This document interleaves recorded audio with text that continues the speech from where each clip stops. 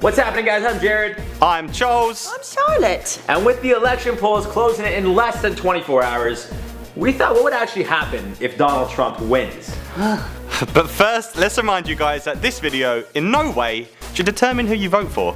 It is very important to vote, but make sure you do your own research and choose who you feel is the best choice for you personally. The first thing Trump said he'll do when elected, on day one of being president, is build the wall. He also said that he will make Mexico build and pay for the wall to be built on the American-Mexican border. I honestly just don't think that this is economically feasible with the state of the American economy right now. I also don't think that Mexico will pay for this. And also, I know he wants to build this wall to keep the drugs out, but what about those drug bazookas? It's not gonna work. Like, I don't think a wall is gonna stop people from getting into a country. If they want to find a way to get into a country, they're gonna do it regardless. What about boats? Exactly, boats, airplanes, helicopters. Yeah, and drugs. Rope, a piece of rope. It won't stop drugs from getting into the country. They have tunnels. They have tunnels and drug bazookas. Yeah, exactly. So according to Trump's official website, he says he will negotiate fair trade deals that create American jobs, increase American wages, and reduce America's trade deficit. And he also promises to reduce taxes across the board, especially for working and middle-income Americans who will receive a massive tax reduction. He will also ensure that the rich pay their fair share, but no one will pay so much that it destroys jobs or undermines our ability to compete. So he's going to increase jobs and wages but lower taxes. How is that even possible? I don't know.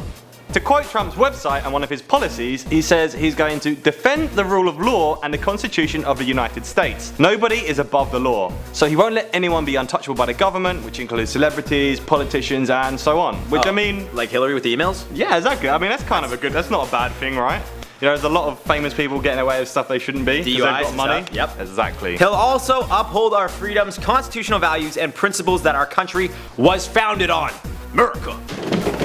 America, yeah! Protect our constitutional liberties, protect and defend the Bill of Rights, including the freedom of religion, speech, press, and right to bear arms, because you never know when you need a gun going grocery shopping. Exactly. Another thing that Trump has said on his site is that he plans to defund Planned Parenthood.